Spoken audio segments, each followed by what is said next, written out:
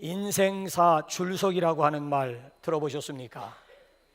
우리 주변 가운데도 보면 줄을 잘못 섬으로 말미암아 피해를 입는 사람들이 있는가 하면은 반대로 줄을 잘 섬으로 득을 얻는 그런 사람들도 있습니다. 그러면서 저들끼리 재수가 있느니 없느니 합니다. 자, 여기서 줄을 잘 선다라고 하는 얘기는 기회주의자들을 가리키는 말이 아니죠. 선택을 잘 한다라고 하는 그런 얘기가 됩니다. 자, 순간의 선택이 10년을 좌우한다라고 하는 슬로건 하나만 가지고도 대박을 터뜨린 그런 기업이 있었습니다. 그러니까 이 선택의 중요성을 강조하는 슬로건이 아닐 수가 없지요.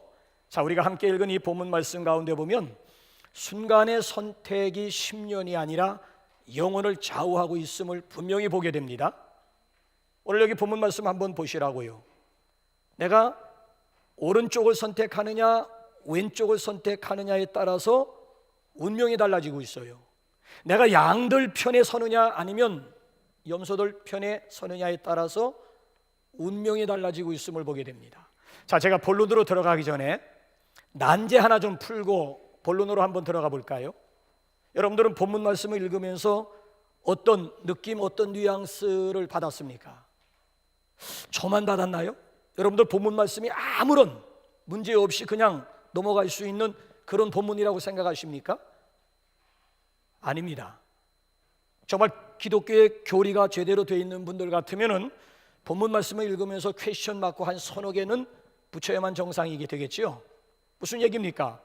분명히 구원이라고 하는 것은, 영생이라고 하는 것은 하나님의 은혜로 믿음 가지고 받는 것임에도 불구하고 오늘 여기 본문 말씀의 스토리를 쭉 우리가 살펴보게 되면 정반대를 우리에게 소개하는 것 같은, 그래서 우리에게 혼란을 주고 있는 그런 내용의 말씀이 아닐 수가 없다고요. 분명히 여기 보면 행위 가지고 의인이 되고 행위 가지고 영생을 얻는 것으로 되어져 있는 것이에요. 이걸 우리가 어떻게 풀어야 되느냐라고 하는 얘기죠. 이거부터 전제가 되지 않으면 본문 말씀을 이해할 길이 없는 거예요. 이게 전제가 되어져야 되는 거예요. 저는 여러 가지 복잡한 물론 설명이 많이 있습니다만 제 나름대로는 두 가지로 한번 접근해 보고자 해요. 첫째는 뭔가 하면은 구원은 누가 뭐라고 해도 믿음으로 받습니다만 그 믿음이 어떤 믿음이냐라고 하는 얘기죠. 믿음에도 보게 되면 살아있는 믿음이 있는가 하면 분명히 죽은 믿음, 소위 말하면 야고보서 2장을 보게 되면 귀신의 믿음이 있습니다. 그 정도 믿음은 귀신들도 가지고 있다. 그런 지식적인 믿음이라고 하는 것은 귀신들도 믿고 떠느니라. 그 정도의 믿음은 귀신들도 가지고 있다는 얘기죠. 자, 살아있는 믿음의 증거가 뭘까요? 야고보서 2장 17절 한번 26절 한번 다 같이 한번 읽어보실까요? 빨리 떼우세요. 예. 이와 같이 행함이 없는 믿음은 그 자체가 죽은 것이라. 영혼 없는 몸이 죽은 것 같이 행함이 없는 믿음은 죽은 것이니라. 그러니까 무슨 얘기예요? 오른쪽에 있는 사람들은 살아있는 믿음의 소유자들이었다라고 하는 얘기고요. 왼쪽에 있는 사람, 미안하지만 염소와 같은 사람들은 믿음은 가지고 있었는데 죽은 믿음의 대표자들이었다라고 접근할 수도 있고요. 자, 또 한 가지 더 본질적으로 한번 파헤쳐 보게 되면은 죄의 정의 문제입니다. 여러분들은 무엇이 죄라고 생각하세요? 살인하고 간음하고 도둑질하고 강도질하는 윤리 도덕적인 차원으로 여러분 접근하십니까? 물론 그것도 죄라고 할 수 있습니다만은 성경에서 말씀하고 있는 죄는 그런 걸 죄라고 얘기를 하질 않아요. 오히려 본질적으로 돌아오게 되면 종교적인 죄가 있다고요. 원래 죄라고 하는 거 하마르티아라고 하는 헬라어 원문을 보게 되면 관역을 벗어났다, 목표를 빗나갔다라고 하는 뜻이에요. 그러니까 하나님께서 우리를 창조하신 분명한 목적인데 그 목적을 벗어난 것이 죄라고 하는 거예요. 창조의 목적대로 살지 않는 그 자체를 성경에서는 근본적인 죄 문제로 다루고 있다라고 하는 얘기죠. 하나님께서 우리를 창조하신 목적이 어디에 있다고 생각하십니까? 두 가지로 접근해 볼까요? 수익적인 차원과 수평적인 차원으로 한번 접근해 볼까요? 하나님께서 우리를 창조하신 목적, 수익적인 목적이 어디에 있을까요? 자, 이사야 43장 7절 21절 한번 다 같이 한번 읽어보실까요? 시작. 내 이름으로 불려지는 모든 자 곧 내가 내 영광을 위하여 창조한 자를 오게 하라. 그를 내가 지었고 그를 내가 만들었느니라. 이 백성은 내가 나를 위하여 지었나니 나를 찬송하게 하려 함이니라. 하나님께서 우리 인간을 당신의 형상대로 창조하신 목적이 뭐예요? 당신의 영광을 위하여, 구체적으로 당신의 이름을 찬양하도록 예배 위하여 우리 인간을 지었다라고 하는 얘기죠. 찬양과 경배를 받으시기 위해서 우리 인간을 당신의 형상대로 지었다라고 하는 얘기예요. 헤롯이라고 하는 사람은요, 하나님의 영광을 도적질하다가 충이 먹어 죽었습니다. 하나님의 천사장이 3명이 있었는데 그 중에 하나가 루시퍼예요. 루시퍼가 으뜸가는 천사장입니다. 찬양과 경배를 담당하고 있는, 물론 가브리엘도 중요하지만은 찬양 담당하고 있는 루시퍼가 최고의 천사였다고요. 요놈이 하나님의 영광을 찬탈하려고 하다가 타락을 해서 마귀가 되고 사탄이 되어버리고 만 거예요. 그래, 죄가 뭐냐라고 했을 때 하나님께 찬양과 경배하지 않는, 예배하지 않는, 다시 말씀드리면 믿지 않는 죄가 가장 무서운 죄라고 하는 그런 얘기가, 이게 바로 수익적인 차원에서 창조의 목적이고요. 자, 이번에는 한번 수평적인 차원으로 한번 접근해 볼까요? 하나님께서 우리를 지으신 목적이 뭐예요? 자, 우리 한번 에베소서 2장, 이번엔 수직이 아니고 수평적인 차원으로 한번 도전해 보세요. 시작. 그가 만드신 바라 그리스도 예수 안에서 선한 일을 위하여 지으심을 받은 자니, 이 일은 하나님이 전에 예비하사 우리로 그 가운데서 행하게 하려 하심이니라. 자, 하나님께서 우리를 지으신 목적이면 왜 그렇게 빨리 지어요? 또 하나님께서 우리를 지으신, 창조하신 목적이 뭐예요? 선한 일을 위하여, 선한 일을 위하여 우리를 지었다는 얘기예요. 그러면 이번에는 우리 주님께서 저 십자가상에서 값진 보혈을, 당신의 몸을 십자가에 던지신 목적은 어디에 있을까요? 자, 디도서 한번 2장 14절 한번 또 보실래요? 시작.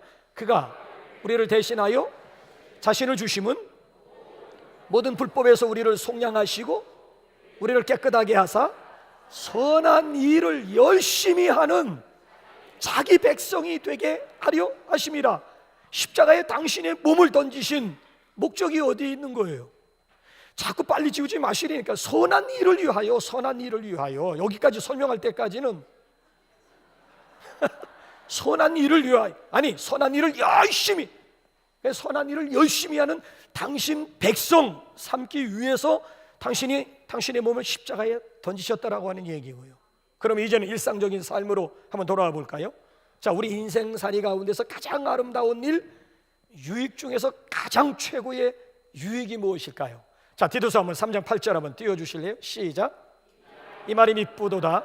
오나건대 너는 이 여러 것에 대하여 굳세게 말하라. 이는 하나님을 믿는 자들로 하여금 조심하여 선한 일을 힘쓰게 하려 함이라. 이것이 아름다우며, 자, 사람들에게 유익하며 사람들에게 가장 아름다운 것이 있다면 그게 또 뭐예요? 선한 일을 힘쓰는 행위야말로 우리 인생살이 가운데 가장 아름다운 일이고, 유익 중에서도 가장 유익된 일이 선한 일에 힘쓰는 것이라고 하는 얘기예요. 오늘 본문 말씀으로 돌아와서 그럼 그 선한 일이 무엇입니까? 라고 질문을 던진다면 오늘 본문 말씀이 이에 대한 구체적인 대답을 우리에게 제시해 주고 있는 거예요. 선한 일 중에 선한 일이 뭐냐? 우리는 사랑을 생각할 때 추상명사입니다. 우리에게 있어서 사랑은 추상명사로 자리 잡는 경우가 너무 막연하면서 너무 추상적이에요. 근데 성경에서 말씀하고 있는 사랑은 너무나 실제적이고 너무나 구체적인 거예요. 선한 일 중에 선한 일이 뭐냐고요? 굶주린 사람에게 먹을 것을 주는 겁니다. 목마른 사람에게, 목마른 소자에게 마실 것, 물을 주는 겁니다. 나그네 된 소자들 영접하여 드리는 일입니다. 입을 것이 없어서 헐벗은 사람들에게 옷 한 벌 입혀주는 것입니다. 병든 소자들 찾아보는 일입니다. 옥에 갇힌 부자유한 사람들에게 자유를 주는 행위 자체가 이게 바로 선한 일 중에 선한 일이라고 하는 거예요. 구약 성경을 읽어보시면요, 하나님의 특별 관심 대상자들이 세 부류가 나옵니다. 하나님이 이들을 향해서 내가 저들의 신원자, 내가 저들의 보호자라고 선포를 하고 있습니다. 누군 줄 아세요? 고아와 과부와 나그네입니다.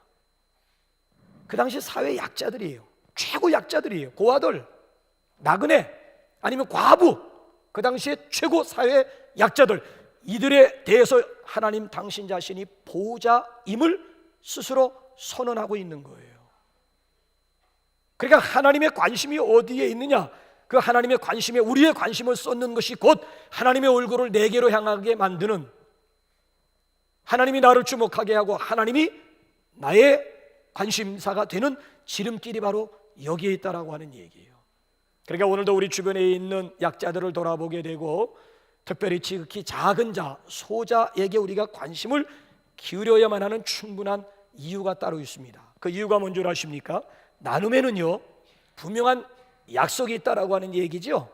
자, 나눔에는 어떤 약속이 있을까요?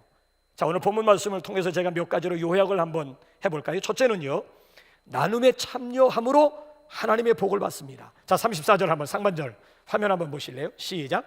그때의 임금이 그 오른편에 있는 자들에게 이르시되 내 아버지께 복받을 자들이요, 내 아버지께 복받을 자들이요. 자, 누가 아버지 하나님께 복받을 자들이라고 하는 얘기입니까? 굶주린 소자에게 먹을 것을 주는 사람들이고요, 목말라 하는 소자에게 마실 것, 물을 공급하는 사람들이고요, 헐벗은 소자에게 옷 한 벌 입혀 주는 사람들이고요, 병든 소자들 돌아보는 사람들이야말로 아버지 하나님께 복받을 자들임을 여기 본문 말씀이 아주 분명하게 강조해 주고 있습니다. 그러니까 내가 복을 받을 수 있는 지름길이 따로 있다라고 하는 얘기예요. 나눔이라고 하는 것은요, 내가 복을 받을 수 있는 씨앗이 되고 있다라고 하는 얘기지요. 그러니까 우리 인생에는요, 심고 거두는 원리, 심고 거두는 법칙이 따로 있다라고 하는 거예요. 여러분들 누가복음 6장 38절 암송하십니까? 주라 그리하면 줄 것이니 곧 후이되어 누르고 흔들어 다시 넘치도록 하여 너희에게 안겨주리라고 그랬어요. 너희가 헤아리는 그 헤아림으로 너희가 도로 헤아림을 받을 것, 도로 받게 될 때에는 이걸 되로 주고 말로 받는다고 표현을 하는 거예요. 우리가 이웃에게 베푸는 것에 대해서는 하나님께서 갚아주실 때에는 누르고 이거 자루를 생각해야 돼. 자루 고봉으로 채워도요, 누르면 또 들어갈 자리가 있다는 거, 또 흔들면 또 여분이 생긴다는 거 아십니까? 또 누르고 흔들어, 그 다음에 이빠이 하나님께서 고봉으로 아예 그냥 넘치도록 채워서 다시 안겨주겠다라고 하는 거예요. 제가 알고 있는 장로님 중에요, 대조왕이 있어요. 제가 지금 수십 명의, 지금까지 목회하면서 믿음 생활하면서 수십 명의 장로님들을 만나보았는데요, 그 중에서 대접왕 장로님 한 분을 제가 알고 있어요. 이분은요, 그저 아는 사람만 식사했습니까? 아, 식사 안 했다면 그럼 식사합시다. 식사했습니다. 그럼 차례도 한잔합시다. 그러니까 자꾸 저 식사 대접하고 저 식사했다면 그저 카페에 가서 차례도 한잔, 주스라든지 차를 대접. 또 지나가다 보면 불쌍한 사람이 있으면 절대 그냥 지나치는 법이 없어요. 주머니 들려가지고 지나가면서 불쌍한 사람이 있으면 그대로 또 구제를 해요. 이 장로님이 받은 유산이 많으냐고요? 아니에요. 현직에 계시냐고요? 아니에요. 그럼 사업을 하시느냐고요? 아니에요. 백수야, 백수. 근데 백수 장로님이 어떻게 이렇게 대접을 잘하느냐? 가만히 보았더니만 자녀가 5남매가 있어요. 5남매가 있는데 올 딱 정해놓고 딱 그날이 되면 자식들 집을 돌아다니면서 수금하시는 거예요. 돈 내라 이놈들아. 내가 나 혼자 잘 먹고 잘 살겠다고 하는 것이 아니고 너희들 복 받으라고 내가 너희들 대신 수고하고 있는 거야. 그런 줄이나 알아. 내놔. 너희들 복 받으라고 내가 대신 발품을 팔고 내가 대신 너희들을 위해서 그냥 5남매 자녀들 가정 돌아다니면서 수금을 해가지고 수금된 걸 당신 입마이 포켓하는 것이 아니고 그대로 흘려보내는 거야. 저 식사도 대접하고 저 차도 대접하고 저 어려운 사람들 도울 사람들이 있으면 또 도움의 손길을 펴고. 자 보세요, 대접을 하면서 이분이요 자식들 얘기를 하는 거예요. 우리 큰 놈은, 우리 둘째는, 우리 막내 놈은, 여러분 그냥 대접도 없이 자식들 자랑한다든지 손자 자랑하다가는 왕따 당합니다. 그냥 함부로 손자들 자랑하지 마시고 10,000원씩 이렇게 들려주면서 손자들 자랑해야 그 자랑이 맥혀 들어가지. 요즘 남의 손자 자랑하는 거 누군가 들으려고 하는 그런 세대가 아니에요. 근데 이 장로님 보세요. 그냥 자식들 얘기하는 게 아니라 대접하면서 자식들 얘기하는데 그거 안 들어줄 사람 듣고 보니까 믿는 사람들 같으면은 대접받으면서 기도하면서 그 자식들을 위해서 이름을 한 번씩 불러주는, 그래서 그런지 그 자식들이 하는 일들이 너무너무 잘 풀리는 거 있죠. 잠언서를 보게 되면요, 구제는 여호와께 꾸어주는 것이라고 그랬어요.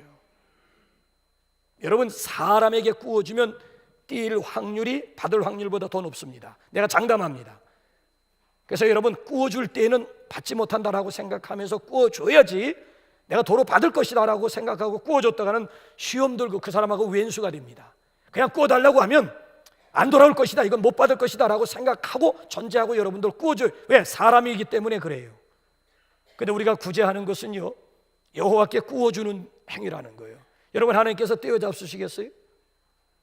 하나님께서 사기치시겠어요? 자, 그래서 그렇게 생각하는 사람들이 여기 지금 3명이 있기 때문에 그 사람들을 위해서 예수님께서 지금 마태복음 10장 42절에서 2번씩 예수님이 뭐라고 도장 찍어주는지 한번 보세요. 10장 42절 마태복음 시작. 누구든지 제자의 이름으로 이 작은 자 중 하나에게 냉수 한 그릇이라도 주는 자는 내가 진실로 결단코 상을 잃지 아니하리라 하시니라. 여러분, 진실로라고 하는 것은 아무 때나 쓰는 단어가 아니에요. 예수님께서 특별히 당구장 표시하고 싶을 때, 강조하고 싶을 때는 내가 진실로, 공간복음은 진실로지만 요한복음 제사복음에 보면 진실로 두 번 나오잖아요. 그때는 여러분들이 당구장 표시하라는 거예요. 예수님께서 강조, 악센트를 두고 있는 그런 내용이거든요. 자, 보세요. 소자에게 냉수 한 그릇이라도 주는 자는 진실로 상을 잃지 아니하랴. 또 한 가지가 뭐예요? 결단코, 내보를 붙여요. 절대 상을 잃지 아니할 것이다 라고 예수님께서 2번씩이나 의심하는 사람들을 향해서 여기 보면 확인 사살까지 시켜주고 있다라고 하는 얘기예요. 그러니까 여러분, 오늘도 우리가 복을 받을 수 있는 지름길이 어디에 있는, 그건 바로 나는 움켜진다고 해서 부자 되는 거 아니고요, 정말 내가 잘 살 수 있는 비결이 어디에 있는가 하면 손을 펴는 데 있음을 여기서 지금 분명하게 강조해 주고 있다고요. 엉뚱한 길에 서서 복 구하지들 마시고요, 복의 길에 서서 복을 구할 수 있는 그런 지혜자들이 되시기를 주님의 이름으로 부탁을 드립니다. 자, 2번째로 나눔에는 또 어떤 약속이 있을까? 오늘 여기 본문 말씀을 보게 되면 하나님께서 예비하신 나라를 상속받게 된다는 것입니다. 자, 34절 하반절로 또 한번 보실까요? 시작. 창세로부터 너희를 위하여 예비된 나라를 상속받으라. 너희가 누구예요? 오른편에 있는 양들과 같은 사람들이야.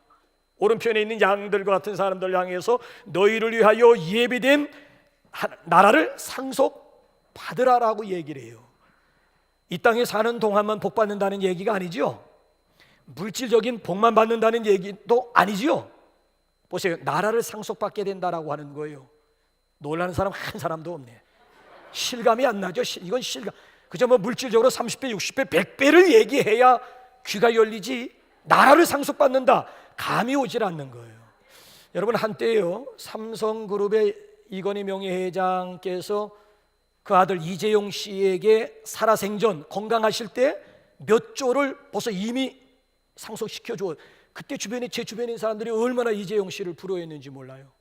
야, 이재용 씨 좋겠다. 아버지 잘 둬가지고 돌아가실 때가 아니고 버젓이 건강하게 살아 계실 때 벌써 조 단위로, 또 놀라는 사람도 한 사람도 없어. 조라고 하니까 조를 뭐 언제 보기나, 억도 만져보지 못했으니 무슨 조가 이게 감이 잡히겠느냐는, 조 단위로 글쎄 살아생전 조 단위로 글쎄 유산을 글쎄 상속을, 주변에 있는 사람들이, 제 주변에 있는 사람들이 굉장히 막 이재용 씨를 한때 부러워했던 적이 있어요. 부러워할 거 없어요. 몇 조 문제가 아니니까. 우리는 나라를 상속받을 자들이니까. 그러니까 우리가 선한 일에 힘쓰게 되면은 우선 내 자신이 너무 기뻐, 너무 보람이, 너무 내 인생이 너무 값지게 보이고요. 보세요, 우리가 선한 일에 힘쓰므로 말미암아 최고의 수혜자는 내 자신이 되고요, 또 내가 선한 일에 부여하게 되면 내 자식들이, 시편 37편, 내가 어려서부터 늙기까지 의인이 버림을 당하거나 그 자손이 걸식함을 보지 못해 저는 종일토록 은혜를 베풀고 꾸어주니 그 자손이 복을 받는도다. 그러니까 보세요, 내가 선한 일을 심음으로 말미암아 최고 수혜자는 내 자신은 인생살이 가운데 의미가 있고 보람이 있고 행복이 있고 기쁨이 있을 뿐만 아니라 내 자식들이 잘 되지요. 또 종말에 가가지고는 그 나라의 상속녀, 상속자가 된다라고 하는 거. 이건 여러분 일거양득이 아니고 일거삼득. 이건 뭐 일석이조가 아니라 이걸 일석삼조.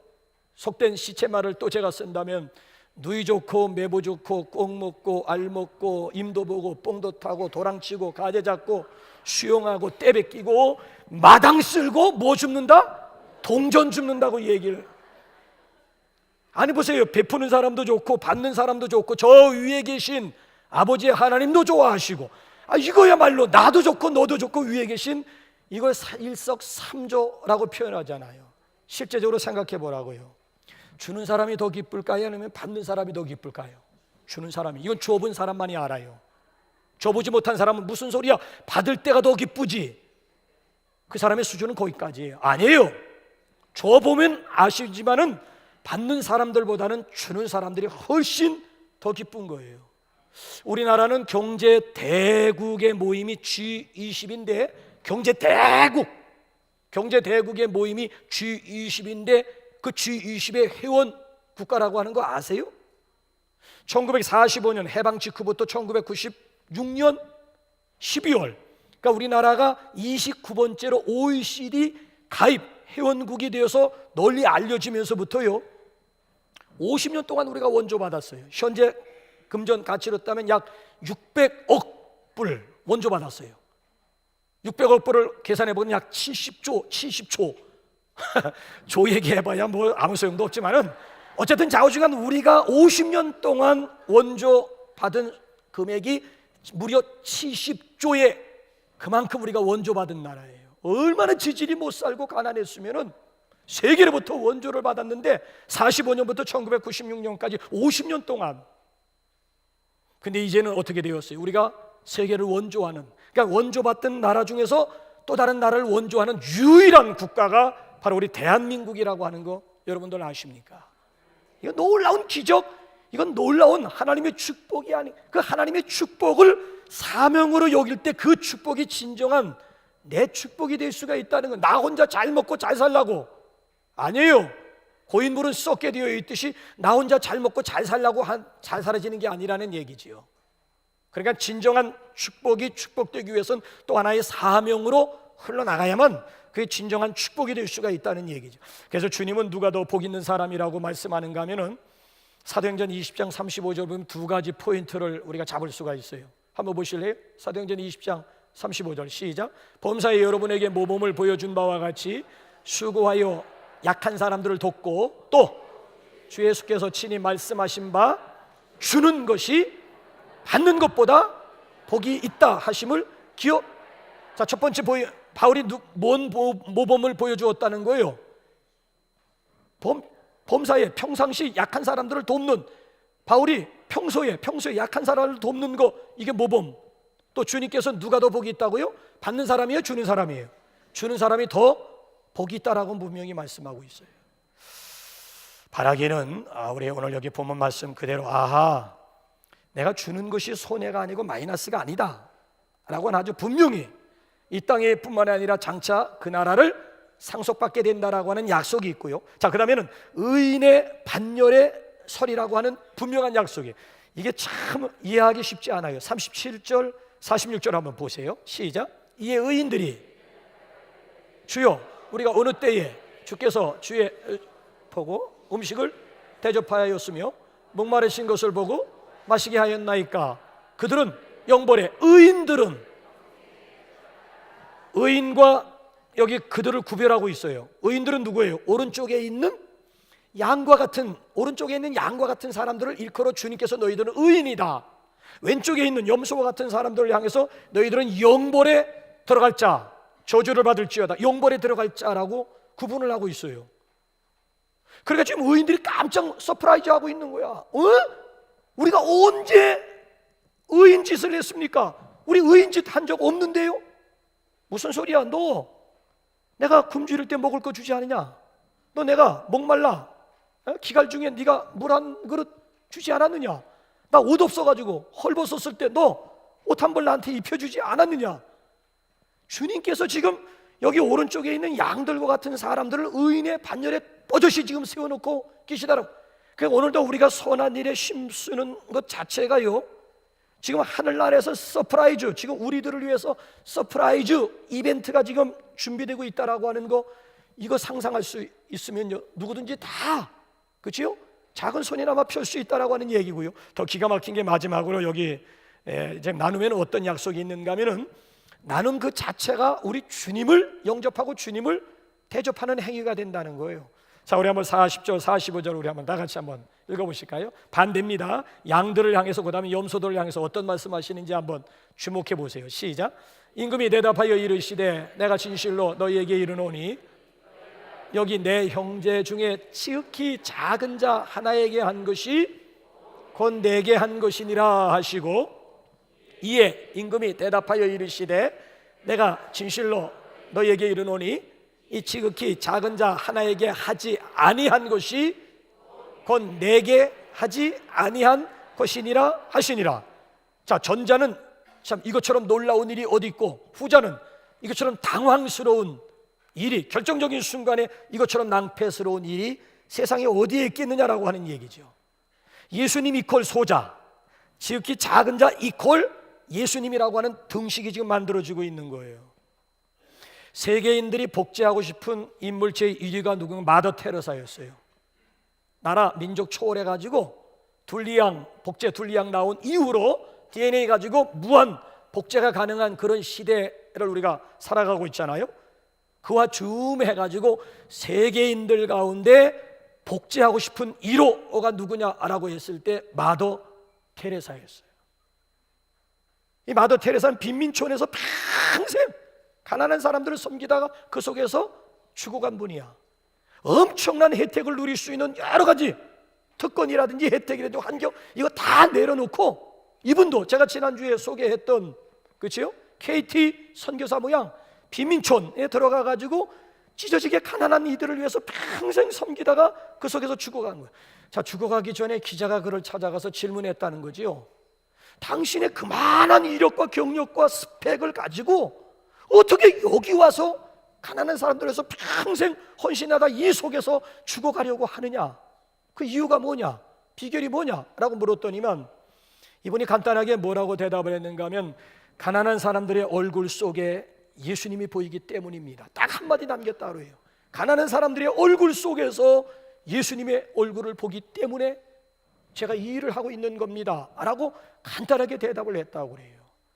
그러니까 오늘도 우리가 약한 자를 돕고 지극히 작은 자 하나, 소자 한 사람을 돕는다라고 하는 것은 곧 우리가 주님을 만날 수 있는 기회요, 눈에 보이지 않는 주님을 영접할 수 있는 구체적인 길, 구체적인 방법이 되고 있다는 거예요.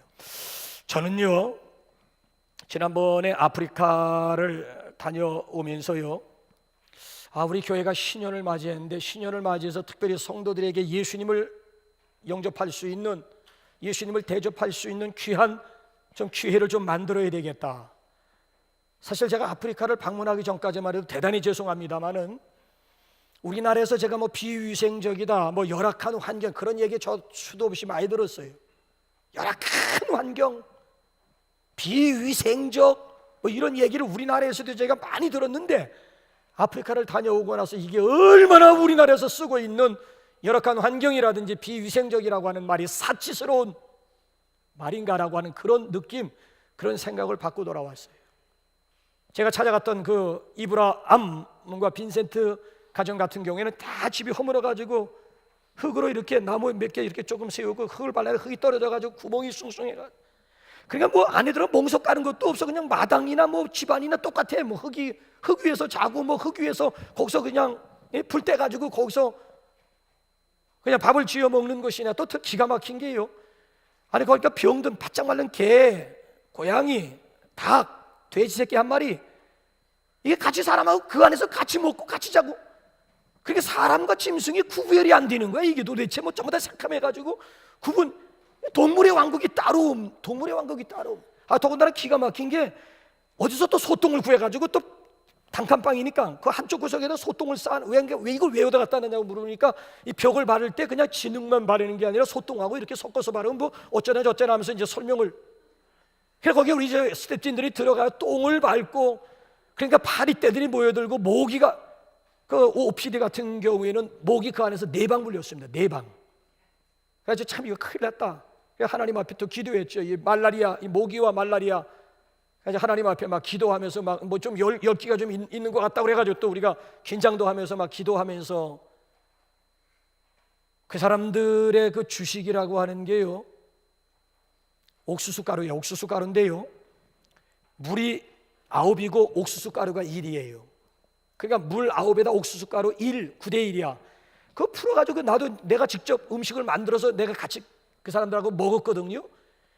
그 보니까 이 수저가 필요가 없어. 수저 떠먹고 자식 그냥 뭐 물 9대 1의 비율인데 그거 뭐 한번 불 때 가지고 끓인 다음에 컵 가지고 한 컵씩, 그것도 2컵씩도 못 먹고 한 컵씩 퍼가지고 먹는 게 한 끼 식사더라고요. 이 아이들의 소망이 뭔 줄 아세요?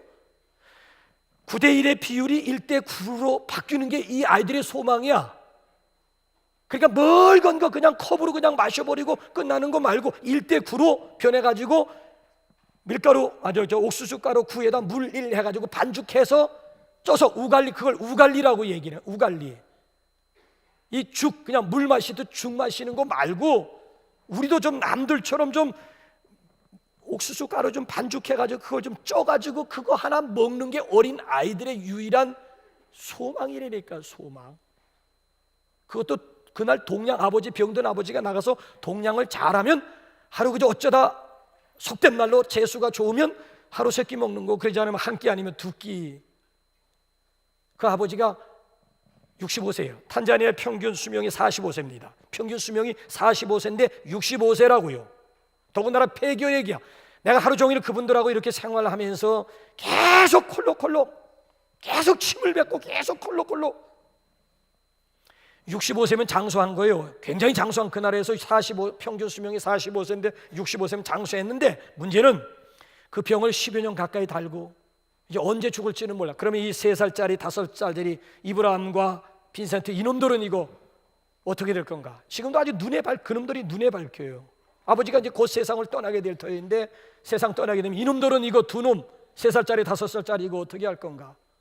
또 제가 방문했던 가정 중에 로가티라고 하는 사남매 가정을 방문을 했는데요, 어머니는 알코올 중독이라서 폐인이 돼서 이미 집을 나간 지 오래되었고 아버지도 세상을 떠났어요. 사람에게 오고 갈 데 없어가지고 과부 이모에게 얹혀 살고 있는, 이 아이들이 방과가 끝나면 여러분 어디 가는가 하면 돌 깨는 채석장으로 가가지고 어린 고사리 같은 손 가지고 망치로 돌 붙잡고 때려 저녁 늦게까지 돌 깨는 일을 하는 거야.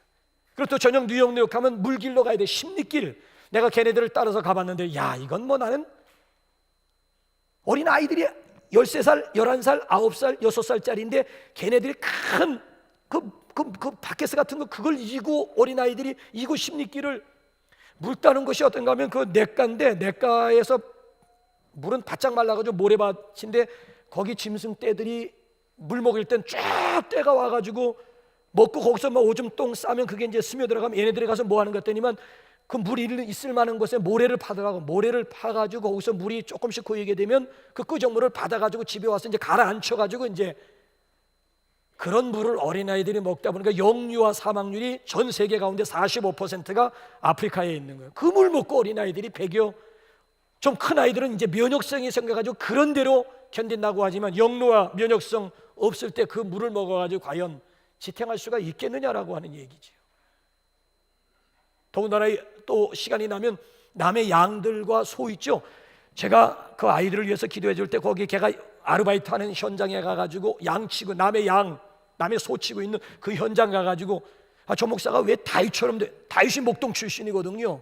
목동 출신인데 이렇게 왕이 돼. 이 아이가 지금 로가티라고 하니까 비록 시간은 1인 3개 알바를 뛰고 하루에 3개씩이나 알바를 뛰고 있지만은, 이 아이가 장차 목동 출신이었던 다윗이 이스라엘의 송군이 되었듯이 이 아이도 여기서 양을 치면서 꿈을 키워가게 해달라고 하나님 앞에 기도한 이유가 거기에 있거든요.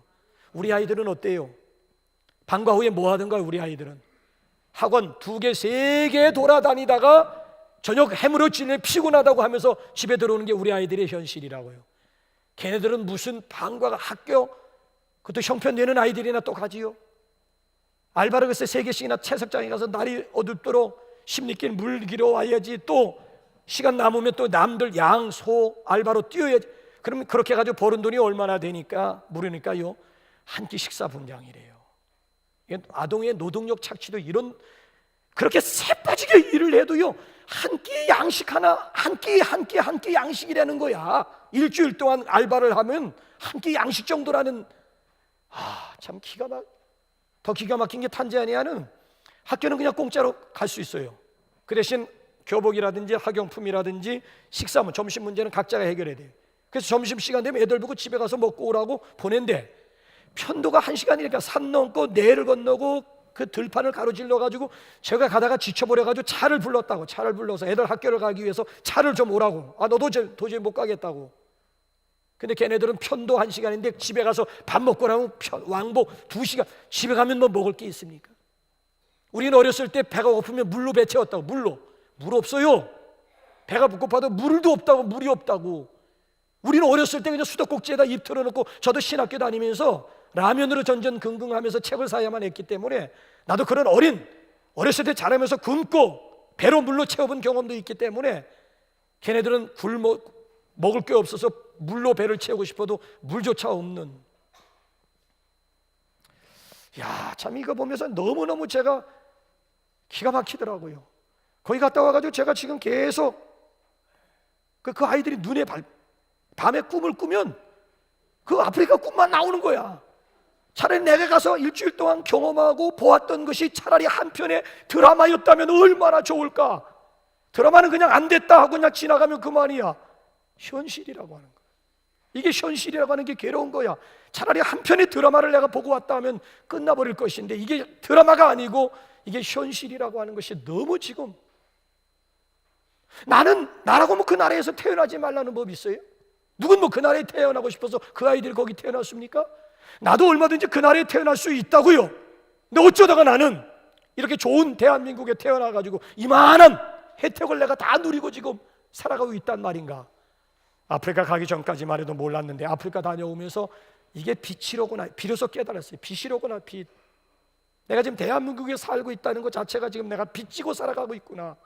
여러분 빚들 져보셨습니까? 빚 져보셨어요? 빚진 자의 심정 아십니까?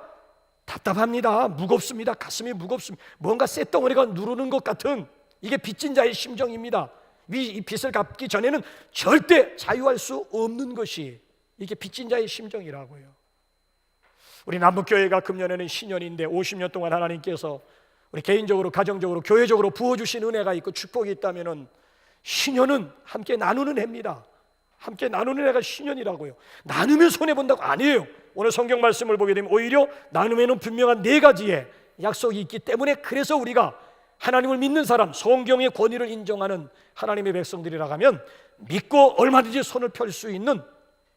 그래서 일부 시간에도 저는 집사람 보고 작정하라고 그랬어요. 왜? 내가 여러 구자 어린아이들 몇 명을 내가 작정한다고 해서 당신하고 나하고는 상관이 없는 거니까 당신은 당신 용돈에서 알아서 후원서 작성하고, 나도 지금 다 정해진 거기 때문에 내가 지금 몇 어린아이를 돕기 위해서 내가 별 수 없이 이번 달에 내가 차를 몇 잔, 커피 몇 잔 내가 전략해야 되고, 그 다음에 밖에 나가서 식사하는 거 내가 줄여야 될. 왜? 어디서 뭐 돈 나온 구멍은 없잖아요. 별 수 없이 내가 평상시에 쓰는 것에서 내가 전략해서 아이들을 도와야 되는, 여러분도 마찬가지라고 생각을 해요. 한 달에 여러분 커피 2잔만 아끼면 어린아이 하나 먹는 문제 해결하고요. 여러분들이 외식 한 번만 줄이면요, 먹는 문제, 마시는 문제, 학교 다니는 문제 동시에 해결이 됩니다. 그러니까 넉넉해서 도와주는 건 없어요. 내가 쓸 거 조금 전략해야 누군가에게 혜택이 돌아갈 수가 있다라고 하는, 그 혜택이라고 하는 것은 결코 손해보는 일이 아님을 본문 말씀이 우리에게 증거해주고 있어요. 그래서 여러분, 우리가 아프리카는 책임지지 못하지만, 탄자니아라고 하는 나라 자체는 책임지지 못하지만, 탄자니아 나라 중에서 은다바시라고 하는 그 지역에 살고 있는 아이들만큼은 우리 남북교회가 좀 신년을 맞이해가지고 좀 책임져야 되지 않겠느냐라고 하는 이런 빚진 심정이에요. 그래서 아동을 여러분들이 주보 가운데 보면은 아동을 후원하든지 아니면 현지에 월드비전이 있어요. 월 10,000원, 월 20,000원 작정하셔가지고 월드비전, 현지에 있는 월드비전을 통해서 그 지역에 살고 있는 어린아이들의 필요를 채워주게 하든지 그건 여러분들이 선택할 수가 있어요. 우리 동영상 하나 보면서 우리 작성할까요?